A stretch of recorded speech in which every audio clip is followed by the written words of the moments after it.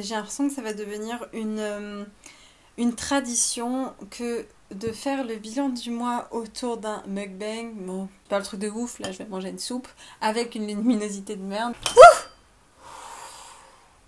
Tadam! Je t'ai rattrapé! Tu voulais tomber, un petit coquin! Je suis plus organisée que la dernière fois pour te parler du bilan du mois de mars 2020. Du coup, comme je t'ai dit, c'est un truc qu'on va faire une fois par mois jusqu'à nouvel ordre. Comme d'habitude, on va parler des objectifs qui sont pro et perso pour moi au mois de mars. On va parler du coup des résultats aussi qu'il y a eu et des déclics évidemment. Je finirai la vidéo avec les déclics. Un pour le watch time, on se ment pas, ce serait cool. Et deux parce que j'aime bien finir par ça, je trouve que ça fait un petit rappel. Cette fois-ci j'ai pris des notes sur mon ordinateur. Alors Alex il m'a fait une soupe qui pour l'instant est très chaude. Mais je crois qu'il y a vermicelle, petits pois, carottes... Oh, c'est trop chaud. On va commencer par mes objectifs du mois de mars. Alors, objectif professionnel en premier. Et puis, comme d'habitude, si tu veux m'écrire toi en commentaire le mois de mars, comme ça, faire un bilan et tout. Le but de cette série de vidéos, c'est qu'on se pose tranquillement. 2, c'est que je parle de moi et que tu vois comment ça évolue. Et 3, c'est aussi de mettre en avant ce côté humain de moi aussi j'ai des réussites, des échecs. Moi aussi j'ai besoin de déclics des fois, moi aussi j'ai des objectifs que j'arrive pas à tenir des fois et c'est ok tu vois. En objectif du mois de mars professionnel, en premier on avait l'idée de partir en vacances. Si tu te souviens bien, j'étais fin février quand même assez fatiguée. Je te remettrai le bilan du mois de février. Ici j'ai eu pas mal d'échecs, j'ai eu pas mal de peurs. On a eu beaucoup d'échecs dans l'entreprise. Franchement, j'étais fatiguée, je m'en voulais, j'étais frustrée, j'étais impatiente, ces choses-là. Et j'avais un peu ce truc de je veux partir en vacances, donc je vais m'autoriser à aller au séminaire que je suivais, dans le coaching que je suivais, que j'ai fini. Là d'ailleurs, si tu veux une vidéo bilan de 9 mois à se faire coacher, qu'est-ce que ça donne. Et je suis allée à Bali pendant 10 jours dans une villa, je me suis fait plaisir. Et clairement, c'était un peu l'endroit rêvé où j'avais une piscine, des animaux. Vraiment, c'est ce que je voyais dans ma vision en 2018. Comme je te disais, je me levais tous les matins à visualiser où est-ce que j'aimerais vivre. Et c'était vraiment, ça ressemblait à ça avec les personnes en moins qui étaient dans le Airbnb. Deuxième objectif, c'était évidemment de faire mon séminaire à Bali. Il s'ensuit le troisième objectif professionnel, c'était de suivre les décisions que j'allais prendre à ce séminaire-là à Bali parce que je voyais qu'il y avait quelque chose qui devait changer. Je dirais que c'est important de rester attentive à ça. Si tu te sens pas bien, si tu te sens fatigué, si tu te sens frustré, bon, peu importe que ce soit dans ton business ou dans ta vie d'ailleurs. En fait, ça veut dire qu'il y a des décisions qui doivent être prises, qui sont peut-être pas les décisions que tu prenais jusqu'à maintenant. Et moi, c'était vraiment ça, quoi. C'était aller voir les nouvelles décisions que je pouvais aller prendre, qui iraient changer un peu le cours. Clairement, ce séminaire, il a été assez compliqué pour moi. Déjà, premièrement, je me suis énervée. J'ai pété un câble. Mais clairement, j'ai pété un câble. Je n'arrivais pas à redescendre. J'ai pleuré pendant 2 heures. Je m'étais énervée pendant 2 heures. J'ai jeté des cailloux. J'ai marché dans tout l'hôtel. On était dans un hôtel Hilton. J'ai marché dans tout l'hôtel. Genre, j'en avais marre. J'avais envie de défoncer tout le monde. Les gens pouvaient même pas me parler. Peut-être que t'as pas du tout cette image-là de moi. Moi non plus, j'avais pas cette image-là de moi. Mais vraiment, ça a fait ressortir des trucs où j'étais en colère. Mais en colère de ouf. J'avais les nerfs, j'avais envie d'insulter les gens, j'avais envie d'insulter mes coachs, j'avais envie d'insulter tout le monde. Allez vous faire foutre. Et vraiment, je le criais dans l'hôtel, va te faire foutre.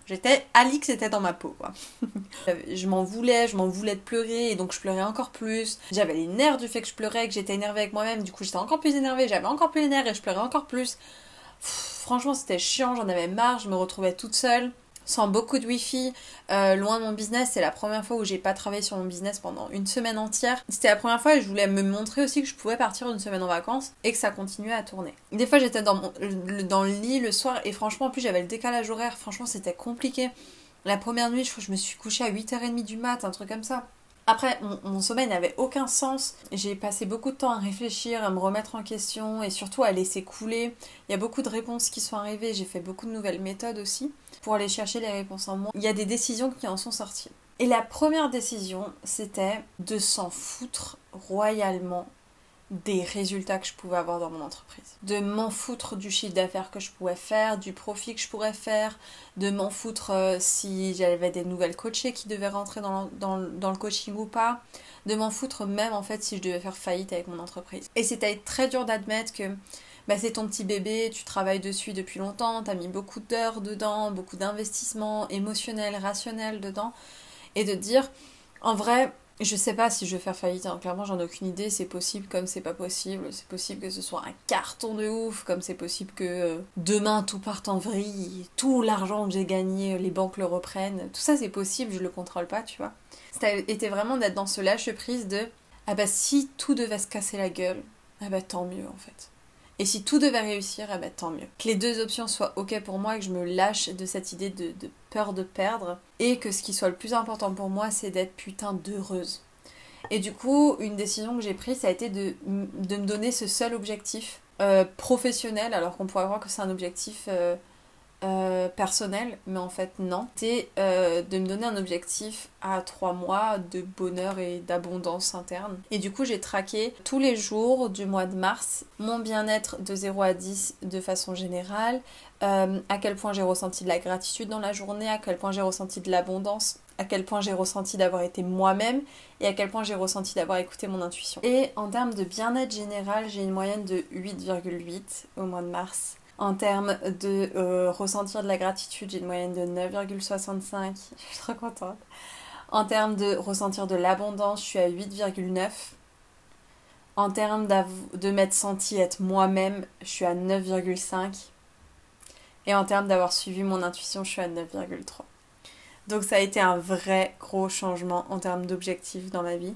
Et donc s'en est suivi une nouvelle organisation de ma vie de tous les jours, avec des temps pour penser, avec le fait aussi d'avoir tous les matins une place stratégique que je me donne moi-même dans l'entreprise et créative, de mettre en avant aussi les conseils de... Alors le nom que j'ai entendu quand je suis allée la visiter, c'était Déborah Sourire, mais en gros j'ai fait un coaching émotionnel sur le fait d'aller visiter une partie de moi qui était en gratitude et en abondance, qui s'appelle du coup Déborah Sourire. Elle m'a donné des conseils et je les ai suivis du coup tout le temps du mois de mars. Et ça m'a fait trop du bien. Maintenant, c'est quelque chose que je transmets aussi dans mes coachings à moi. J'ai notamment transmis dans le coaching Inspirée Inspirante et ça a fait trop du bien à la coacher aussi. Donc, je suis trop contente. J'ai vraiment remis toute mon organisation en question. Je me suis organisée d'une nouvelle manière. Si vous voulez que je vous partage cette nouvelle organisation, je pourrais le faire. Il n'y a pas de problème, dites-le moi en commentaire. Dans l'équipe, on a eu plusieurs choses qui sont passées au mois de mars. Déjà, j'avais la personne qui prend les premiers appels qui était en test. Donc voilà, c'était ça, elle continuait son test. Emma, je lui ai donné une nouvelle place dans l'entreprise pour passer d'un milieu où elle était plus dans le transactionnel, plus comme une assistante, où maintenant elle a plus une place stratégique, elle est dans le pôle marketing, elle a quand même le rôle d'assistante à côté, quoi. Mais c'est vraiment le fait qu'elle crée ses propres priorités, elle crée les process, elle repense la stratégie de l'entreprise. Et d'ailleurs, on a pris une décision qu'on va tester tout le mois d'avril. En termes de stratégie marketing, ça a été de tout simplifier, de se consacrer que sur 2 canaux principaux, YouTube, la chaîne YouTube et le podcast, et mes stories Instagram, parce que ça c'est au quotidien et j'aime trop partager avec vous, mais tout le reste de le mettre en pause, d'arrêter et de vraiment vous apporter un maximum de valeur. Ça a été le point même du mois d'avril, c'est qu'on a envie de vous apporter un maximum de valeur. Et il y a aussi une autre personne qui nous a rejoint dans l'entreprise, Mirena du coup, qui nous a rejoint en tant que coach dans l'entreprise, mais pas que. Et dans notre nouvelle stratégie, j'ai oublié de dire, mais on vous apporte un maximum de valeur. On a décidé aussi de créer des appels de courtoisie qui sont un peu différents des sessions stratégiques. Les appels de courtoisie, c'est en fait 20 minutes de coaching gratuit, pur et dur, qui n'est pas du tout... un endroit où on va vous vendre quelque chose ou quoi. On va juste vous apporter de la valeur. Je vais vous apporter de la valeur, c'est moi qui le fais. On fait la première édition là le 12 décembre. J'étais assez surprise de voir qu'il y avait 6 places. Les 6 places ont été prises 10 minutes sur l'adresse email et je m'y attendais vraiment pas. Donc on va voir ce que ça va donner. Je suis juste contente de pouvoir vous apporter gratuitement, et pas que, hein, il y a aussi du payant, de la valeur. Voilà, c'est vraiment ça, vous apporter de la valeur, planter des petites graines et voir comment elles vont pousser un jour. Et un comptable, ouais, donc j'ai pris la décision là avril, il faut qu'on signe les contrats et tout, mais je me suis mis à chercher un comptable au mois de mars, et mon Dieu, mais que c'est... Et en objectif personnel, il y a eu le fait de retourner au Portugal et être en confinement avec Alex, parce qu'on a eu quand même le confinement au mois de mars, faut pas l'oublier. Donc je suis rentrée de Bali, j'ai essayé d'aller directement au Portugal. Ça a été chaud pour moi de pouvoir rentrer, mais j'ai réussi à rentrer vraiment à 1 ou 2 jours près, je suis pas sûre que j'aurais pu. Deuxième objectif personnel, prendre du plaisir et rire dans ma vie tous les jours. En gros, kiffer. Autant dans le pro que le perso, et c'est vrai, on s'est éclaté avec Alex, des fous rires, mais je vous les partage dans mes stories Insta, mais j'ai jamais autant ri, j'ai l'impression, autant jouer, autant m'amuser, autant kiffer, franchement ça fait trop plaisir. Troisième objectif perso, ça a été de reprendre du temps pour faire les exos de dev perso que je me donne à moi-même, et un peu moins les exos de dev perso qu'on a tendance à me donner où je suis pas trop inspirée, encore une fois dans l'idée d'écouter mon intuition. Et j'ai kiffé, j'ai repris la lecture, j'ai repris des exos, je me suis recentrée, je suis allée visiter des parties de moi. Franchement, ça m'a fait trop du bien, au point même que j'ai passé cette semaine 3 jours à pleurer de joie, de gratitude. Même pas d'avoir tout ce que j'ai, parce que je sais pas, enfin, c'est d'être plutôt qui je suis et de tout ce que j'ai fait pendant ces 6 mois. Mais bon, on va revenir dessus. Je pleure comme une gamine, mais...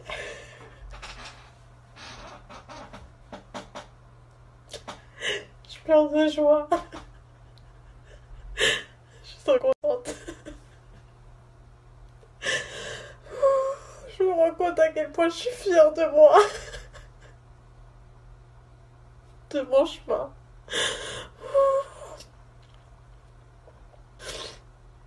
En fait, j'ai tellement réalisé en 6 mois, mais de moi personnel. J'ai trop fière. C'est même pas de la fierté, je crois que c'est de la gratitude. Mais je me rends compte que je grandis tous les jours. C'est trop important pour moi. Et que je me fais des trop beaux cadeaux. Ça fait peur. Je suis trop contente.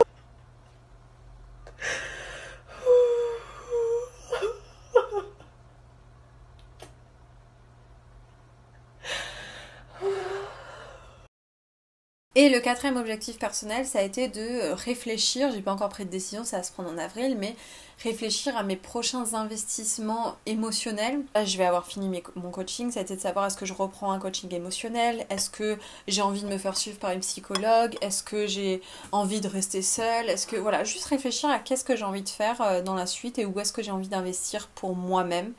J'ai eu 1, 2, 3, 4, 5 déclics ce mois-ci que j'ai envie de partager avec vous. Le premier déclic, ça a été d'accepter de se tromper. Donc vous savez, il y a eu cette histoire que pendant 1 mois, on a laissé tourner nos pubs et que c'était le mauvais lien pour prendre une session stratégique avec nous, donc personne ne pouvait prendre et qu'on s'en était pas rendu compte. Donc ça a été d'accepter de se tromper, mais aussi d'accepter de littéralement payer les erreurs des personnes à qui tu délègues, des erreurs qui peuvent clairement, je pense, valoir 10 000 euros, tu vois, là, pour notre cas à nous. Et d'accepter que ça fait partie en fait de la croissance de la personne, de son développement dans l'entreprise, et que quand tu délègues, faut être ok, oui avec le fait de payer la personne, mais pas que, aussi ok avec le fait de payer ses erreurs pour que à un moment donné elle soit meilleure que toi ou qu'elle soit vraiment meilleure que toi et qu'elle puisse apprendre à travers ses propres erreurs, quoi. Le deuxième déclic que j'ai eu, c'était de voir que c'était contre les lois de la nature, en fait, d'essayer de créer de l'abondance à partir d'un état interne de manque. Cette phrase qui est accompagnée de la phrase de sois prêt à tout perdre pour tout gagner, ça a été 2 mantras qui m'ont suivi tout du long du mois de mars et qui vraiment m'ont fait du bien de voir. C'est contre les lois de la nature de vouloir créer un espace d'abondance à partir d'un état de manque. Le troisième déclic, c'est un message que j'ai eu lors d'une visualisation et d'une méditation où j'avais une vraie envie de pouvoir contrôler ce qui n'était pas contrôlable et j'avais souvent cette métaphore de ça m'énerve que les gens te disent qu'il faut te contenter de savoir danser sous la pluie. Moi, j'aimerais pouvoir contrôler la pluie en gros. Genre ça m'énerve, pourquoi je dois me contenter de danser sous la pluie quand je pourrais contrôler la pluie. En gros, c'est ça. Et j'ai eu un peu un message lors d'une méditation et d'une visualisation avec cette pluie justement qui m'a dit je m'occupe de ça, occupe-toi du reste.